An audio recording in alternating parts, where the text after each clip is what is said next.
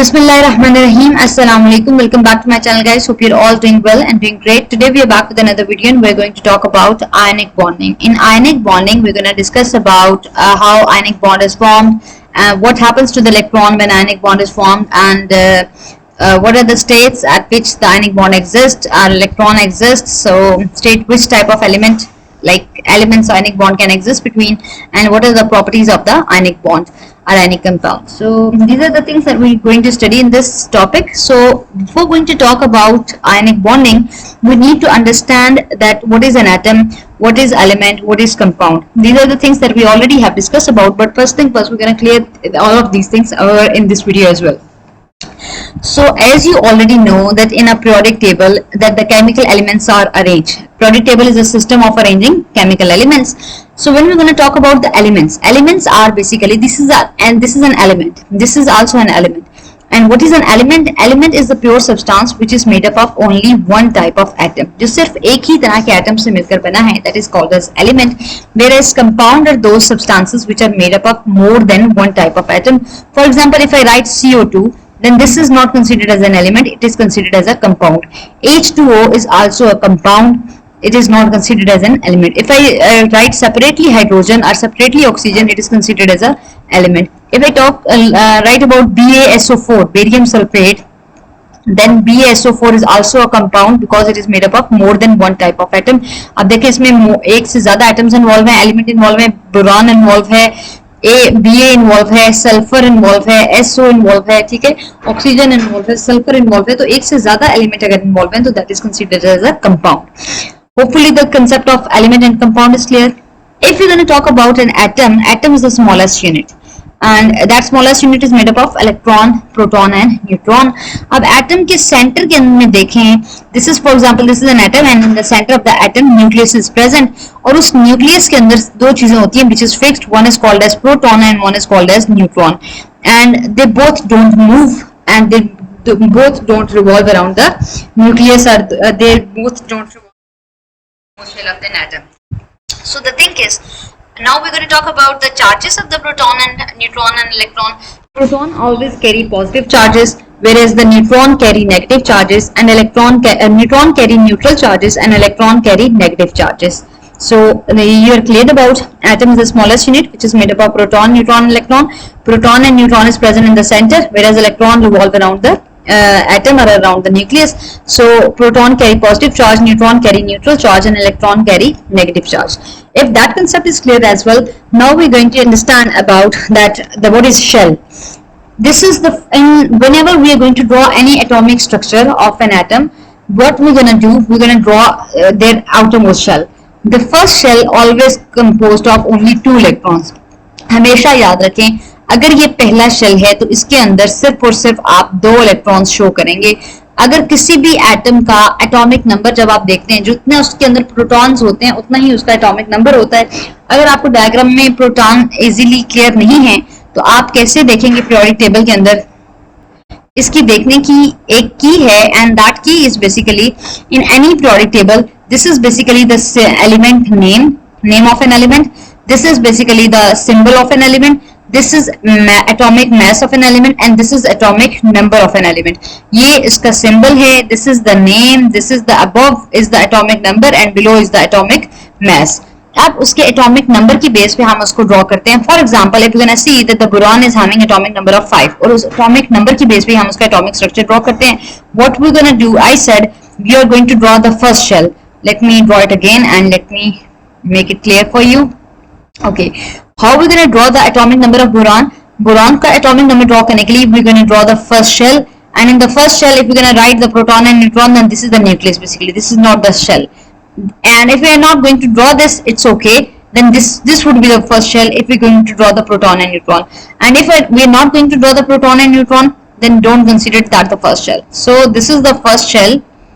And let's suppose I'm going to draw it in a bigger size. It is smaller size, so we can draw it bigger size. This is the first shell because the boron is having 5 atomic number. Always remember, in the first shell there is only possibility of 2 electrons, not more than 2 electrons can exist. पहले shell के अंदर सिर्फ और सिर्फ 2 electrons आएंगे, 2 electrons से ज्यादा जो है इसके अंदर नहीं आएंगे. पहले शेल को हम K शेल भी कहते हैं. This is the first shell and in the first shell there is only 2 electrons. दो से ज्यादा इलेक्ट्रॉन्स अगर आप करेंगे, इसके अंदर 3 इलेक्ट्रॉन्स बना देते हैं, तो आपका उधर ही स्टेटमेंट ही गलत हो जाएगी, आपका सारा एटॉमिक स्ट्रक्चर को क्रॉस लगा दिया जाएगा.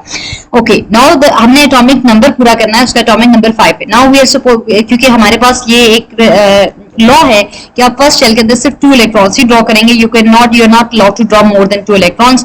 What you gonna do, you gonna draw another circle, another shell. इस सर्कल को हम क्या बोल रहे हैं? Shell. And this shell is called as L shell. और इस एल शेल के अंदर 8 इलेक्ट्रॉन्स, मैक्सिमम 8 इलेक्ट्रॉन्स आ सकते हैं, और मिनिमम उतने इलेक्ट्रॉन्स आएंगे जितना उसका इस एटम का एटॉमिक नंबर है. For example the atomic number is 5. हमारे पास सेकंड शेल के अंदर, जिसको हम एल शेल कह रहे हैं, इसके अंदर हमारे पास ये अपॉर्चुनिटी है that we can draw 8 electrons but not more than 8 electrons. अब हमारे पास कितने रह गए? हमने 2 ऑलरेडी ड्रॉ कर लिए. इसका एटॉमिक नंबर पूरा करने के लिए हमें 3 इलेक्ट्रॉन्स चाहिए, तो we're going to draw the 3 more electrons. We can draw it like this: 1, 2 and 3. Now this 3 electron, 3 and 2, 5, we can draw like this as well, we can draw like this as well: 1, 2 and 3. It's all up to you. आप ये count नहीं करेंगे. अब ये 3 electrons और ये 2 electrons, 3 plus 2 is equal to 5. Hopefully this is clear. अब कोई मैं एटॉमिक नंबर किसी का बड़ा ले लेती हूँ. This is basically not the topic that but we need to understand about this.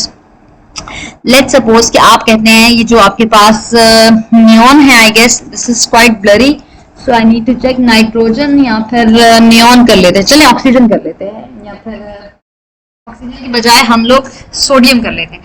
Sodium का एटॉमिक नंबर है हमारे पास 11.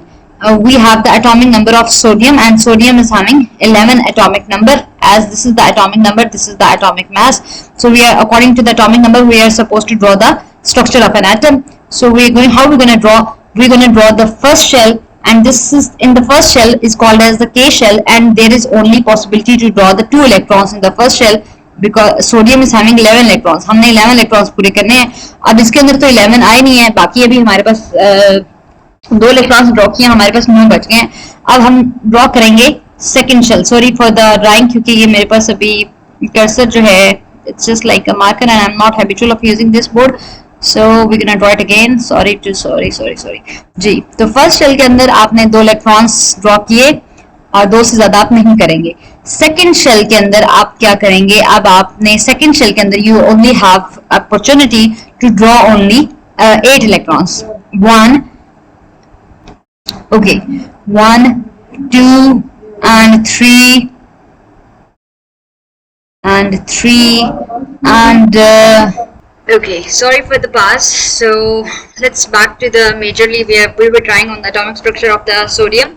So we have drawn the 2 electrons in the first shell, which is called as the K shell, and then in the L shell we are supposed to fulfill the electrons, but we are only allowed to draw 8 electrons, because on the second shell, in the L shell, not more than 8 electrons are allowed to draw in. So how we're going to draw? We're going to draw it in the form of pairs. So 1, 2, 3, 4. How we're going to 4? 1, 2 और ये 3, 4. Now 4 में है क्योंकि total 11 है, तो 5, 6, 7, 8 और 9, 10 draw करेंगे तो ये 11, 12 हो जाएंगे. अब ये देखें 1, 2, 3, 4, 5, 6. इसके अंदर 8 इलेक्ट्रॉन्स ड्रॉ करने की एबिलिटी है, लेकिन ये भी 6 और ये 2, 7, 8 हो चुके हैं. और अगर हम ये इधर एक ड्रॉ करते हैं, अब कितने हो गए जी? 4, 5, 6, 7, 8, 9. Still we can draw one more. So 1, 2, 3, 4, 5, 6, 7, 8, 9, 10. We are not going to. अब ये कितने? 1, 2, 3, 4, 5, 6, 7, 8. अब इसके अंदर 8 इलेक्ट्रॉन्स पूरे हो चुके हैं. अब हमारे पास बेशक 1 इलेक्ट्रॉन पीछे रह गया है जो हमें ड्रॉ करना है, जिसके रिजल्ट में हमारे सोडियम का एटॉमिक नंबर कंप्लीट हो जाएगा. पर अब हम ये कंजूसी नहीं करेंगे कि अच्छा 1 ही इलेक्ट्रॉन है तो इसी के अंदर ड्रॉ कर देते हैं. हम एक्स्ट्रा इलेक्ट्रॉन को आउटरमोस्ट शेल को यूज नहीं करते. जब 8 इलेक्ट्रॉन्स पूरे हो गए तो we must have to draw another electron, another outermost shell. चाहे हमें 1 इलेक्ट्रॉन ड्रॉ करना हो, चाहे हमें 3 इलेक्ट्रॉन्स में ड्रॉ करके दिखाने हो, चाहे हमें 5 इलेक्ट्रॉन्स के अंदर ड्रॉ करके दिखाने हो, तो हम एक और आउटरमोस्ट शेल ड्रॉ करेंगे. This is the third outermost shell, which is called as the M shell. Sorry, ये हमारा जो शेल है वो जरा थोड़ा सा कुछ जज्बाती हो गया. So what we gonna do? We gonna draw a single electron over here, because क्योंकि एटॉमिक नंबर सोडियम का क्या है? 11. Now we gonna count count in the first two shells, in the outermost first shell which is called as the K shell, only 2 electrons are present. Okay जी, 2 ही हैं, इसका मतलब है ये हमारा स्ट्रक्चर ठीक है यहाँ पर. Second shell which is called as the L shell, उसके अंदर सिर्फ 8 इलेक्ट्रॉन्स हम ड्रॉ कर सकते हैं, which is in the form of pairs. So 1 2 3 4 5 6 7 8, ठीक है जी, 8 ही हमने ड्रॉ किए हैं. सेकेंड हमारा स्ट्रक्चर भी ठीक है. अब 8 + 2 करें तो 10 बनते हैं, लेकिन एटॉमिक नंबर हमारे पास 11 है. Then we gonna draw another outermost shell which is called as the M shell, और उसके अंदर हम अपना एक इलेक्ट्रॉन, सिंगल इलेक्ट्रॉन ड्रॉ करेंगे, and then the atomic number of sodium is completed. So hopefully it is clear that how you can make the atomic structure of any element. अब हमने major topic हमारा है ionic bond के ऊपर. So now we are going to study about, if this is clear तो हम इसमें आप पढ़ेंगे कि आयनिक बॉन्ड क्या होता है. अब आपके पास ये दो एलिमेंट्स की एग्जांपल है, one is called as lithium and one is called as fluorine. Fluorine is having atomic number, आप इसके इलेक्ट्रॉन्स काउंट कर लेते हैं तो हमें पता चल जाएगा कि इसका एटॉमिक नंबर क्या है, और otherwise we gonna go and look from the periodic table. Periodic table के ऊपर इसका एटॉमिक नंबर है 9. So there should be the 9 electrons in the fluorine. 1 2, first shell के अंदर देखिए 2 है, 1 2 3 4 5 6 7, 7 और 8 9, 7 और 8 9 है टोटल फ्लोरीन का atomic number. Is here is the complete. लेकिन यहाँ पर एक ट्विस्ट है, और उस ट्विस्ट को मैं आपको समझाऊंगी अभी जब whence we are going to discuss about the ionic bond. So let's back to the topic. Majorly the ionic bond is formed when there is a complete transfer of electron. जब आप एक complete electron को transfer करवाते हैं, that is called as the ionic bond. और आप electrons देखते हैं कि आप उसमें से ट्रांसफर करवाएंगे. यूजुअली जो पीरियोडिक टेबल के अंदर ग्रुप 1 और ग्रुप 2 है, बेसिकली ग्रुप 1 और ग्रुप 2 है, these are the electron donor. ये इलेक्ट्रॉन डोनेट करते हैं, ये इलेक्ट्रॉन लूज करते हैं. एंड यूजुअली जो ग्रुप 6 और ग्रुप 7A है, that is the electron basically gainer, वो इलेक्ट्रॉन को गेन करते हैं. And atoms which gain the electrons carry the positive charge, and atoms which lose the electrons carry the negative charge. एक तो ये probability है जो हम याद रख सकते हैं. लेकिन अगर हमें ऐसे याद नहीं रहता कि एलिमेंट्स जो पीरियोडिक टेबल के अंदर जो फर्स्ट और सेकंड ग्रुप है, इनके अंदर एबिलिटी होती है कि इलेक्ट्रॉन्स को लूज करते हैं, और जो 6 और 7 एटॉमिक एलिमेंट्स हैं, ग्रुप है 6 और 7 ग्रुप है, इनके अंदर एबिलिटी होती है कि ये इलेक्ट्रॉन्स को गेन करते हैं. अगर हमें ये नहीं याद रहता है तो हमने इसको पिक्चर के वाइज या पिक्चर के थ्रू बेसिकली हमने इसको कैसे समझना है. फॉर एग्जांपल अगर हम सोडियम की, आपके बुक के अंदर एग्जांपल गिवन है, so we're going to quote the example of sodium and magnesium, but we're going to study it. Firstly, we're going to discuss it from the basic things, that the ionic bond, we just said that the ionic bond is formed when there is a complete transfer of electron, or we're going to also say that the ionic bond is always formed between metals and non-metals. So these all are called as the metals. ये जो यहाँ तक रो है, these are the transition metals and these are the metals basically. Metals, ये सारी metals and metals, और ये जो line है, this line is basically representing all the non-metals. ये सारी जो कहलाती हैं, these are the non-metals. तो metals और non-metals के दरमियान जो bond form होता है, that is called as the ionic bond. This is the second definition and second property of the ionic bond. Metals basically यहाँ पर ये लिखा है कि मेटल्स मिड के अंदर और लेफ्ट हैंड साइड पे, this is the left hand side and this is the right hand side. Mid में और लेफ्ट हैंड साइड पे जो मौजूद है elements, these are called as the metals, whereas on the right hand side these are called as the non metals. Non metals can be found on the right hand side, whereas the metals are found in the middle and at the right hand side of the periodic table. So if that is clear, then they have given the example of the ionic bond, lithium and fluorine. Okay, when we're going to talk about, we just said that the ionic bond is formed between metals and non-metals. Metals और non-metals के दरमियान ionic bond बनता है. अगर आपने ये देखा है कि this is fluorine is present in the form of in non-metals, जबकि जो lithium है वो present है metal में, क्योंकि ये सारा जो line है, ये सारे जो groups हैं, and you know the vertical lines are the vertical columns are called as the group and horizontal rows are called as the periods. ये जो हॉरिजॉन्टल रोज हैं, this complete row is called as the period, लेकिन इस form में जो है this is entire is called as the group. So groups की forming जितने 1 2 3 जितने ग्रुप्स हैं, ये सारे मेटल्स हैं, और ये जो ग्रुप्स हैं ये सारे क्या हैं, these are the non metals. ये सारे एलिमेंट्स जो हैं ये नॉन मेटल्स और ये सारे एलिमेंट्स मेटल्स हैं. अब लिथियम एक मेटल है और फ्लोरीन एक नॉन मेटल, और मेटल और नॉन मेटल के दरमियान जब बॉन्ड बनता है तो वो बॉन्ड कहलाता है ionic bond. So this is what we have studied. Now अब क्या होता है कि आयनिक बॉन्ड के अंदर कंप्लीट ट्रांसफर ऑफ इलेक्ट्रॉन होता है, कि एक एटम कंप्लीटली तौर पर अपना इलेक्ट्रॉन जो है वो दूसरे एटम को, दूसरे नॉन मेटल एलिमेंट को दे देता है. So complete transfer of electron is called as the bond in which the complete transfer of electron is called as the ionic bond, जिसमें एक एलिमेंट जो है, एक एटम जो है, वो अपना इलेक्ट्रॉन कंप्लीटली तौर पर दूसरे एटम्स को दे देता है ताकि उसका आउटर मोस्ट शेल जो है वो कंप्लीट हो सके। अब जो एलिमेंट, जो एटम अपना इलेक्ट्रॉन लूज करता है, जो दे देता है, उसके ऊपर हमेशा पॉजिटिव चार्ज आ जाता है। So the lithium carry the positive charge. अब जिसने इलेक्ट्रॉन दे दिया, उस वो जो देने वाला है, जैसे कहते हैं ना देने वाला, शेयरिंग इज केयरिंग, जो देगा उसके पास और ज्यादा आएगा, तो उसके पास पॉजिटिव चार्ज आ जाता है। और पॉजिटिव चार्ज वाले एलिमेंट्स के लिए हम एक टर्म यूज करते हैं, that is called as cation. Cation में भी देखें टी आता है और पॉजिटिव में भी टी आता है। तो जो एटम्स इलेक्ट्रॉन दे देते हैं, they carry the positive charge and they are called as cations. और जो एटम्स इलेक्ट्रॉन गेन करते हैं, they are called as anion और they carry the negative charge. उनके ऊपर जो ले लेते हैं उनसे, दूसरे एटम से, तो दे कैरी द नेगेटिव। जब वो इलेक्ट्रॉन एक्सेप्ट कर लेंगे दूसरे एटम से, कंप्लीटली तौर पर कंप्लीट ट्रांसफर हो जाएगा, then that is called as cation, anion, sorry. For example, there is an example, let's suppose read from your book, and यहाँ पर आयनिक बॉन्ड की they have quoted an example. Let me see के if I have okay, I haven't taken picture of that. For example, sodium and magnesium है। तो अगर sodium के पास atomic number 10 है, ये सोडियम के पास एलिमेंट जो है वो 9 है, जबकि सोडियम के पास 11 होने चाहिए, और मैग्नीशियम का एटॉमिक नंबर जो है वो 12 है, लेकिन मैग्नीशियम के पास जो एटम्स हैं, जो इलेक्ट्रॉन्स हैं, वो 11 है। अब 11 कंप्लीट करने, 11 में से एक ऐड करना is quite easier as compare to sodium के पास 3 इलेक्ट्रॉन्स भेजने।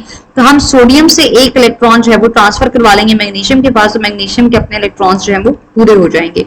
आप इस तरह एग्जांपल भी ले सकते हैं। सोडियम क्लोराइड की बात कर सकते हैं। इन्होंने सोडियम और क्लोरीन की बात की हुई है कि सोडियम के इलेक्ट्रॉन्स जो हैं, sodium loses an electron, sodium अपना एक इलेक्ट्रॉन जो है वो क्लोरीन को दे देता है, और क्लोरीन के इलेक्ट्रॉन लेने से, रिसीव करने से क्लोरीन के इलेक्ट्रॉन्स जो है वो पूरे हो जाते हैं।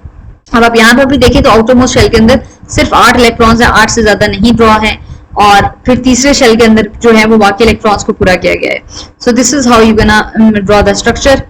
एंड ये देखें, अब ये क्लोरीन ने जैसे इलेक्ट्रॉन ले लिया है, तो क्लोरीन ने ये जो सोडियम का इलेक्ट्रॉन एक्सेप्ट कर लिया है, और जिसने इलेक्ट्रॉन एक्सेप्ट किया है, which is called as the anion and it carry negative charge. और सोडियम जो इलेक्ट्रॉन लूज करता है, it is called as cation and it carry positive charge. That's why sodium is having the positive charge and chlorine is having the negative charge. Hopefully this phenomena is clear, that the ionic bond is formed between metals and non-metals, and ionic bond is basically formed by the complete of electron. And here we go. This is what I have told you about the positive. When a metal loses an electron, it forms positive charge, and when an atom gain an electron, it forms negative charge in its outermost shell. अब इसके अंदर हमने, इसके पास 3 electron थे, जबकि इसके पास हमें सिर्फ 1 इलेक्ट्रॉन चाहिए था इसके आउटरमोस्ट शेल को कंप्लीट होने में। तो हमने लिथियम ने अपना 1 इलेक्ट्रॉन दे दिया। इसके जब इसने दिया तो इसके पास पॉजिटिव चार्ज आ गया, that's why it is called as cation. And इसके पास लेने से, उससे रिसीव करने से, इसके रिजल्ट में इसके पास नेगेटिव चार्ज आ गया, that is called as anion. अब हैप्पी टिप्स वगैरह कुछ हैं कि elements in group 1 2 3 are basically having, ये मैंने आपको स्टार्ट में जो बात की है कि group 1 2 3 are the ability to lose the electron, और group 6 7 8 is having the ability to gain the electron. ये चीजें हम आपको डिफरेंट सोडियम और क्लोराइड की एग्जांपल गिवन है, जो भी हमने कोट की थी, that the sodium is going to be sodium is going to be lose an electron, complete transfer of electron, अपना एक complete electron को ट्रांसफर कर देगा क्लोरीन को, ताकि क्लोरीन के आउटर मोस्ट शेल के अंदर इलेक्ट्रॉन पूरे हो सके। And once the chlorine is going to be completed, तो उसके पास नेगेटिव चार्ज आ जाएगा और सोडियम के ऊपर पॉजिटिव चार्ज आ जाएगा, ठीक है। और ये चीजें तो होगी। अब हमें पढ़नी है इनकी properties, they the different example they have quoted. Now we are going to discuss about the properties of the ionic bond. Ionic bond की पहले, so the first property in the ionic compound is basically when the bond formed between the metal and non-metal, then these compounds are called as ionic compounds. जब metal और non-metal आपस में react करती हैं, they form a bond and that bond is called as, due to that bond they are called as ionic compound. These compounds are called as ionic compound. Ionic compound और ionic bond में difference क्या होता है? जब metals और non-metals react करती हैं तो इलेक्ट्रॉन्स कंप्लीटली ट्रांसफर होते हैं मेटल से नॉन मेटल की तरफ, तो उसको हम कहते हैं, उसके रिजल्ट में इन कंपाउंड्स को हम आयनिक कंपाउंड्स कहते हैं। आयनिक बॉन्ड जो हैं वो काफी स्ट्रॉन्ग होते हैं, उनको तोड़ने के लिए lot of energy is required. So this is the second property, that they are the very strong, and this is the third property, that a lot amount of energy is required to break the ionic bond. Ionic compound का melting और boiling point जो है वो high है, वो low melting और boiling point पे melt नहीं होंगे। They are solid at at room temperature. Let's suppose ये एक salt का crystalline, salts are the crystalline solidified structure में salt आपके पास मौजूद है, crystalline structure के अंदर salt मौजूद है. अब अगर आप इससे करंट पास करें तो करंट पास यहाँ पर अपनी आप फिंगर रखें या कोई भी आप अपना ऑब्जेक्ट रखें और इस साइड से करंट गुजारें तो आपको करंट प्रोड्यूस, आपकी बॉडी के अंदर करंट प्रोड्यूस नहीं होगी. लेकिन अगर इसी सॉल्ट को वाटर के अंदर डिसॉल्व करें and then just connect the two wires, तो आप एक वायर को होल्ड करें तो आपको करंट, आपके अंदर करंट प्रोड्यूस होगी क्योंकि उस वायर के अंदर करंट आ चुकी है. This is because of the when the molten ion compound, क्योंकि उसके अंदर आयन जो है वो फ्रीली मूव कर रहे होते हैं. The reason is molten ice की फॉर्म में मोल्टन आयनिक कंपाउंड है वो गुड कंडक्टर हैं, जबकि solid ionic compound are not the good conductor of electricity. This is the fourth point basically which we have to discuss. The first point is they need a large amount of energy to break. They are very strong. They have the strong electrostatic force of attraction. इनके अंदर strong electrostatic force of attraction होती है. इनको तोड़ने के लिए because negative और positive ion एक दूसरे को pull करते हैं. और secondly आयनिक कंपाउंड जो है ये molten ionic compounds good conductor होते हैं इलेक्ट्रिसिटी के, क्योंकि इनके अंदर जो इलेक्ट्रॉन्स होते हैं वो they can free to move, जबकि जो दूसरी फॉर्म है नॉर्मल आयनिक सॉलिड फॉर्म है आयनिक कंपाउंड की, when they are in the solid state they are not the good conductor of electricity. लेकिन जब वो लिक्विड स्टेट के अंदर है, molten ionic compound basically the liquid state, जब वो लिक्विड या गैसियस स्टेट के अंदर है तो they are the good conductor of electricity. This was all about it about the ionic bond. I will catch in another video. Thank you so much for watching. Please do share it with the other students as well, and Allah Hafiz.